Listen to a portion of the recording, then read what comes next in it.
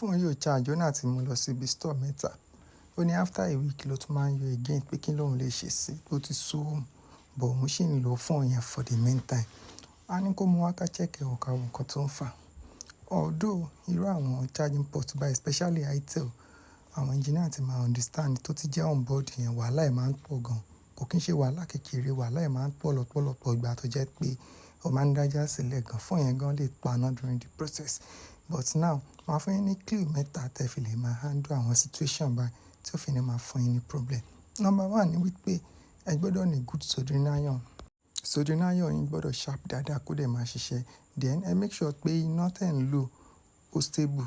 Tí jẹ́ ẹ̀yin bá fluctuate, soldering iron ní fún yín ní good results.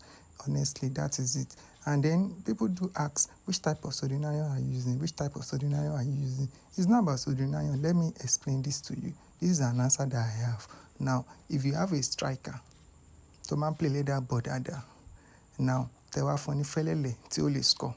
Are you getting it? Tẹ fún ní health tí ó lè score. Tó ní leather nìkan lòun fi lè máa score.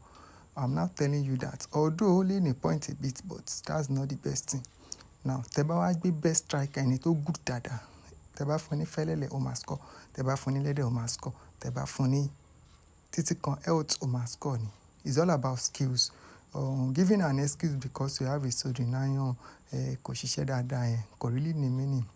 Even if you have the world best soldering iron, if you don't have the skills, you are not going to get it right. So although soldering iron really matters in repair, but at the same time, you must know what you are doing. You must be able to handle.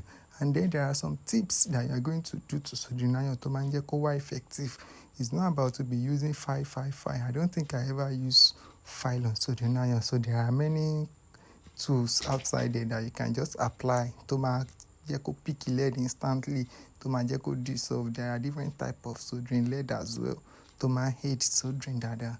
So there are many solutions that you can do to that particular soldering iron that you have. And if you have the best and the current flow is fluctuating, it's not going to give you the very best results. So now, but actually, I read 5 pins or the data positive line, the data negative line, and the data and the ID line.